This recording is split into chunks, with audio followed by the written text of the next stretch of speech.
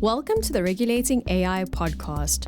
Join host Sanjay Puri as he explores the dynamic and developing world of artificial intelligence governance.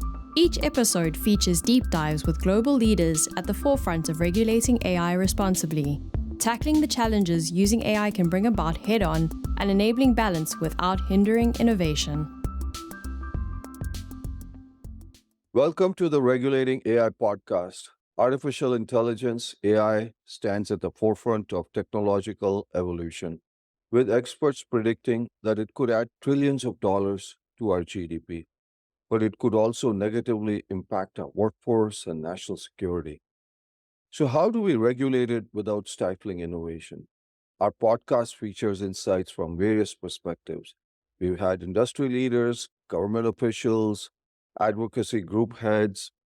Together, they address pivotal questions that are needed to create practical legislation. I'm very excited to have Daniel Jeffries with us today. He's the managing director of the AI Infrastructure Alliance and the CEO of Kentauros. I invited him on this show as we want to have many different voices so that we can create practical legislation that really encompasses all of it. Welcome, Daniel, to the Regulating AI podcast. Thanks for having me. I appreciate it. Great. So, Daniel, President Biden announced a sweeping executive order on October 30th. Can you just give us some quick thoughts on the CEO that you have? Yeah, I think there's some okay things in there, and I think there's some stuff that makes no sense. I think things like watermarking doesn't really make any sense. Basically, it's mostly impossible to do that with text anyway. OpenAI has already given up on it, and a lot of other people have too. And really, we have to ask ourselves if that even makes, reasonable sense to do. Like if I, write an essay and I have the AI corrected, do I need to flag that? Like if I keep 20% of it, is that AI written? Why does it need to be flagged anyway, right? And I don't think these kinds of things actually stop the people you want them to stop, right? Someone's going to be train up their own model or use their own, version to do something. It doesn't really make a difference. But I do think watermarking of actual authentic content would be really cool. Like if we could get it right as the camera goes off, maybe it's taking a blockchain snapshot of something, that's feasible. I think that's reasonable. And I think we'll probably need that coming forward in the future.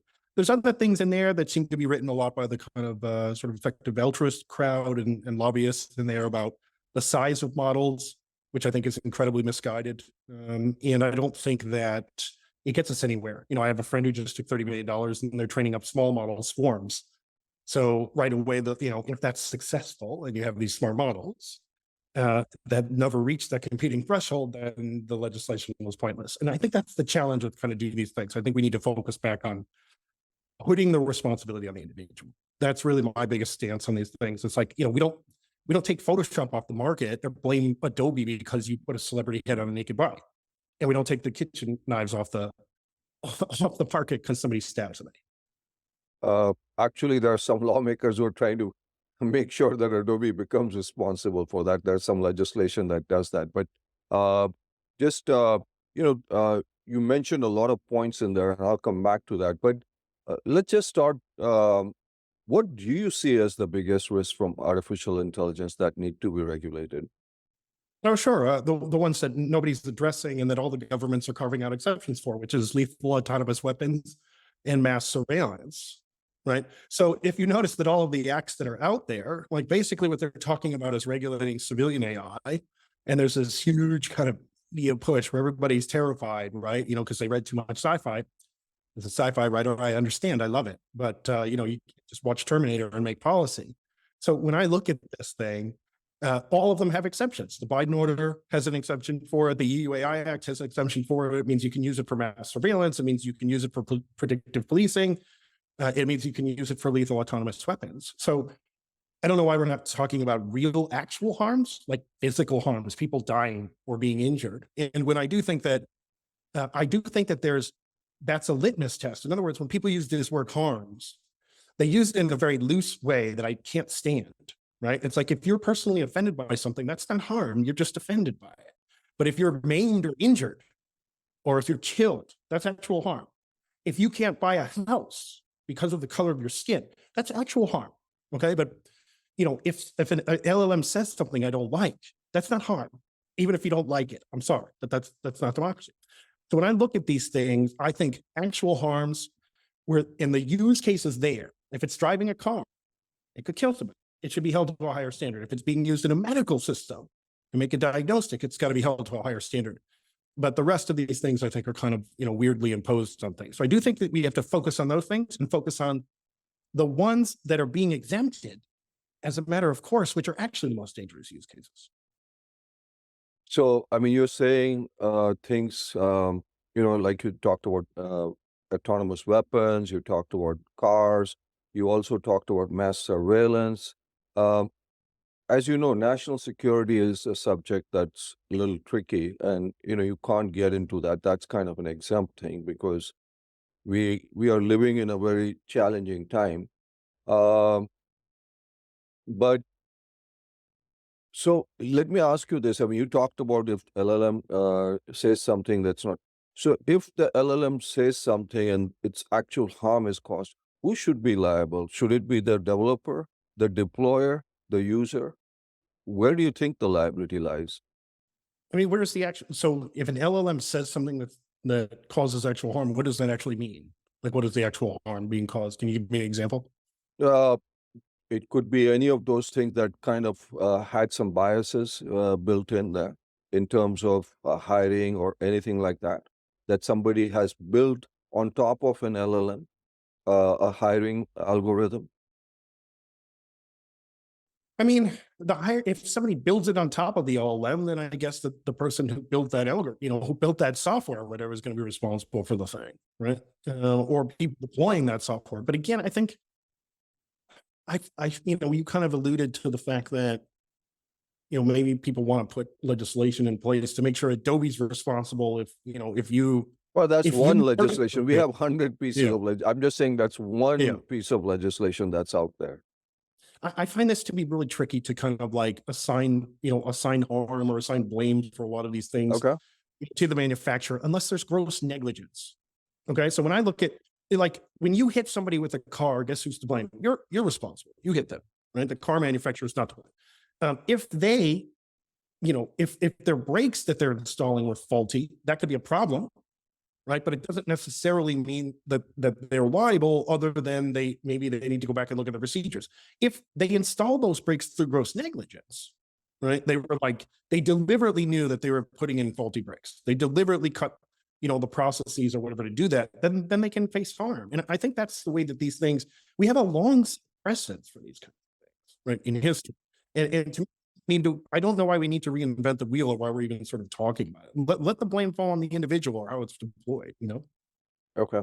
So, Daniel, and you talked about this a lot. The AI technology is constantly evolving. We got this LLM, we're into multimodality, we are into agents, people are talking about AGI. How does legislation keep, because a year from now, I assure you, you'll be on this show and we'll be talking about some other evolution of AI. How do lawmakers, how does legislation regulation keep pace with this incredible pace of change that's happening in AI? There's kind of two schools of thought in this. There's kind of the precautionary principle, right? And the kind of traditional way of making laws, which was like proving actual harm. I tend to fall very strongly in the favor of the proving actual harm, right? I tend to think that when people take the precautionary principle, they tend to be really bad at predicting the future and really bad at predicting what could actually go wrong, and they tend to miss things. And so, so there's a good example of like OpenAI, for instance, when they were first trying to test how their models could be used poorly, they became obsessed internally with it being used for political misinformation. And they spent all this time and money trying to figure out a solution to this problem. Meanwhile, when it was released, it was mostly just used for spam, and there wasn't a single case of like political manipulation. So they wasted a lot of time trying to predict the problem and missed the actual. So I believe you have to wait for things to happen in the real world, and then you have to react to those things. And that's how we've traditionally done things outside of the last maybe 35 years, right? Where we said, like, there's an actual harm that's happening here. Someone is poisoning the river. Okay, we need to stop the river from being poisoned, and we need to make sure that people are poisoning the river are not allowed to do that anymore. right? And I think that's how you deal with real problems. They have to happen in the real world. That's the way I think it has to work. Daniel, I'll tell you the challenge with, I understand what you're saying. The challenge with it has been this whole social media issue that happened. And we didn't get legislation. We kind of would argue, people would argue we were sleeping at the wheel.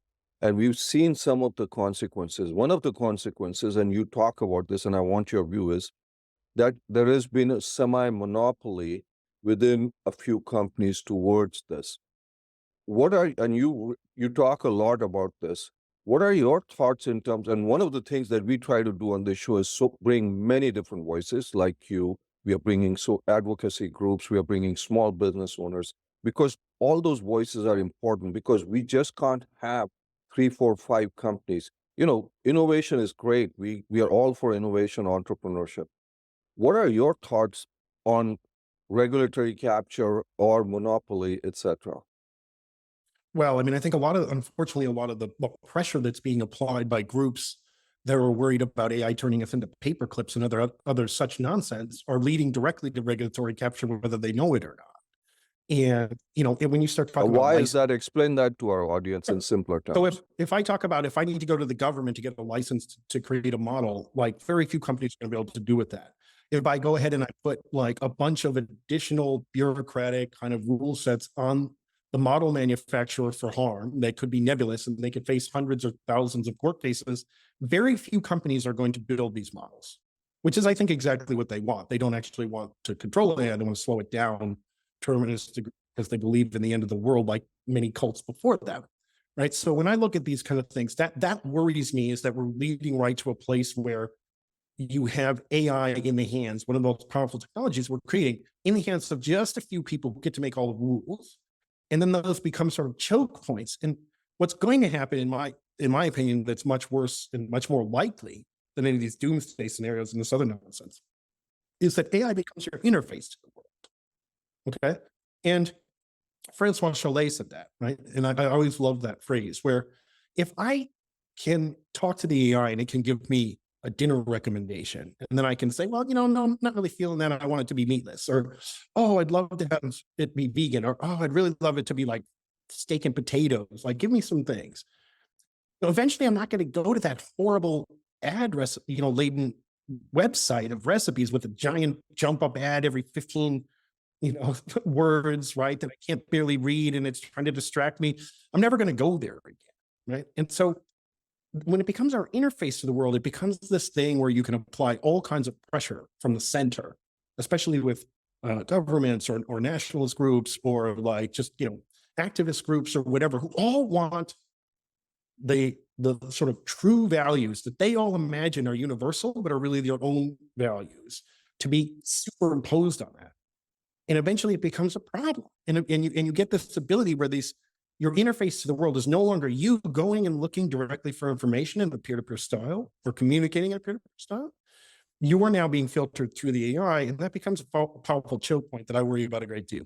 And I believe a lot of these pressure is leading us towards that kind of regulatory capture, probably unintentionally, but maybe unintentionally on some of the parts, and that there's some useful idiots, but probably intentionally on other people's parts who want to make it cost, $20 million in regulatory compliance in order, so that nobody else will be able to compete with them. Do you think open source is an answer or solution to that? I wear my sort of heart on my sleeve with open source. I worked in it for 20 years. I was at Red Hat when there were very small groups of people. I believe building things in an open and transparent way is generally the best way. And there's nothing that angers me more at this point than the kind of open source attacks. Like the IEEE magazine just published an article from a doomer on how it's dangerous. Meanwhile, 90% of the world's software runs in open source. Okay. Like Linux runs all of the cloud.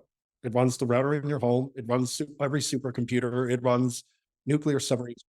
The problem, I think, in people's heads is they go, well, if it can be used for something bad at all, we've got to stop it. Let me tell you something. Everything can be used for something bad. I can drink water on it, so I could hit you over the head with it. It's made of metal. Okay. Everything is on a continuum of good to bad. Right. If I have a gun, it's probably closer to the side of bad, but I can hunt to feed my family or defend my business, right? If I have a lamp, it's closer to the side of good, but I can still hit you over the head with it or get electrocuted with it. So everything can be used for good and bad. Linux runs the entire world, right? It literally runs everything at this point. And yes, it's also used for botnets, and it's used for, malware writing, and it's used for distributed denial of service attacks. Everything can be used for bad things. So for me, I don't buy this scenario. I believe you've got to develop things in an open and transparent way. I believe that you've got to be able to put those things out there so that everybody can look at these and make these things smarter. And I don't buy the idea that we've got to keep it behind the walls where a group of the trusted people, which is always an illusion. If you have an environmental regulatory agency that's trusted 1 year, and then 5 years later, a politician comes to power who hates environmental regulation and stacks that group with a bunch of people who are against those kind of regulations, that organization is no longer trusted.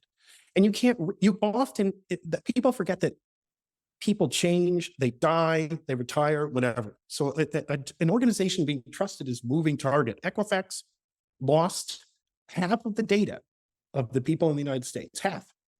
And they're still trusted, by the way. You cannot rip the trusted people from on high out of the system. So I don't buy this. I believe that the best way to have these things are lots of people having control of the technology. Then that creates lots of mitigations. It creates other ways for the AIs to be monitored, to be transparent. I don't believe that the secret cabal of trusted people will protect us from ourselves. Just recently, I think yesterday, Satya Nadella was at Davos. He was talking about that there is a global consensus emerging on AI and AI safety around the world. Do you think it's possible to have some kind of a global consensus on regulation or some kind of guardrails around AI? Daniel? Global regulation seems like some magical thinking to me. I don't know that we've ever been able to all agree, every nation on Earth, about nuclear something. weapons, maybe atomic energy kind of stuff. Maybe nuclear weapons, which is, I feel like nuclear weapons is always one everyone comes up with, and I ask that's the one that everybody talks. Yeah, right, and nobody can come up with one on that either. But by the way, did it stop North Korea or whatever from trying to get them to? So again, very few things. It's very hard to reach that global consensus. It reminds me a lot of Peter Thiel in 0 to 1, where he says monopolies have to say specific things. They have to pretend they're not monopolies. And I think a lot of the tech groups in particular, and I love the tech, God bless him. I think he's a genius. I think he's turned Microsoft around. I think it's a much more open company, but I take a little bit of quibble with what he's saying there, because I think that what a lot of the tech companies have done is they used to be the favored sons of every regulator on the planet, and then they became hated by everybody. And so they kind of see an opportunity here. They can go, hey, wait a minute, I'm going to raise my hand and say, we're going to regulate AI. We care, and politicians love that. The big companies love that, because then they get to write the rules that probably basically don't do any of that. So I don't really buy the global consensus. And in fact, every day I see people arguing about this too. Yeah. So just moving into a little more, do you think there is a need for industry-specific AI regulations, or should it be just across the board? A lot of people argue that it should be industry-specific, because what they're saying is you talked about it, what's needed in healthcare is very different than somebody just doing something else. You talked about the harm level for, let's say, food or health or stuff is different. Do you think that's required? Yeah, I think it's very much sort of industry specific, but even more so just sort of use case specific, right? To me, there are certainly industries that we could flag that would say it makes sense as a whole for this to have more regulation. Again, if we're talking about the self-driving cars one is the perfect example for me, right? Because in a lot of these cases, when people are talking about creating a new law, we actually already have laws on the books to deal with things. If somebody goes, well, what if someone uses AI to create, to try to steal money from your mom? They call up sounding like you, Sanjay, with an AI voice or whatever, and defraud your mom. Well, it's already illegal to defraud your mom. just because they're using a new tool to do it. We do have a lot of things on the basis to deal with it. But when it comes to cars, for instance, this is an example where we don't, right? Because again, it's always been based on the idea that a human is behind the wheel, and there's sort of complicated rules about who hit who, when, was the person drinking, these kinds of things. But now, if the person never touches the wheel, and you get to sort of fully autonomous when maybe they don't even hit the wheel, then obviously it has to change, and it has to, you have to figure out where the blame, relies, and there has to be a higher standard there. So I do think that that's the case, and it's going to emerge over time. Again, where the true dangerous use cases are, and they're going to surprise us. That's the thing. It's like a lot of people think they can predict all of the ways it'll be used sort of maliciously, and the ways that it will actually be used maliciously because people are super creative will be very different. And so we'll have to react, and it'll probably be very industry specific at that point. Yeah. So, looking ahead, Daniel, what future trends or advancements in AI technology do you think would necessitate updates or revision to AI legislation, in your view? That's very difficult to say. I don't want to get too speculative on it, because you can easily start getting into EGI and superintelligence and all this stuff. And I guess we'd have to think about it pretty seriously then. I think the more that AI is able to control specific systems autonomously is where we have to think very, carefully about sort of where the sort of blame lies or the harm lies, right? I think that's important to think about, right? The more that these systems are able to act without any sort of human in the loop or guidance, I think that becomes, very interesting. But mostly where it is, again, with the litmus test of, is it going to cause physical harm, damage, financial harm, right? Those kinds of things are the things where I think we have to do it. We have to really sort of look at it. I don't worry too much about superintelligence, right? I don't know what it's going to look like. Nobody else does, no matter what they tell you. Mostly when we think about that stuff, we've thought about it from science fiction, but all that science fiction was written before it existed. And the way that it's developing is very different from how we imagined it. Our little robot buddy, or the evil metal villain who's coming to, go crazy, right? So I just think the more autonomous the systems are, and when they're being used in a way that could really impact people's political lives. Again, I worry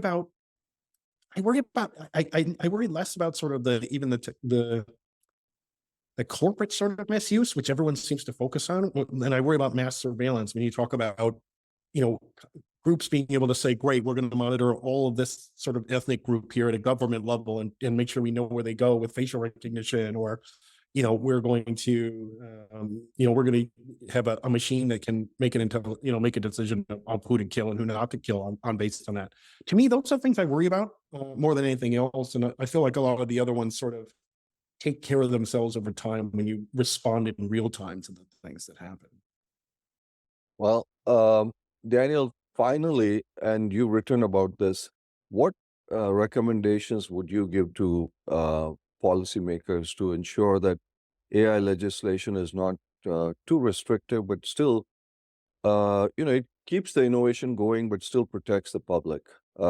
Tell us, what would you recommend for lawmakers to do?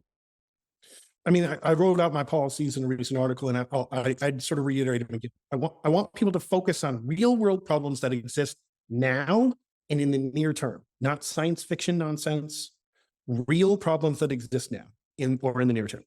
I want people to focus on AI that can kill people today or hurt people today, like self-driving car, law enforcement, surveillance, military systems.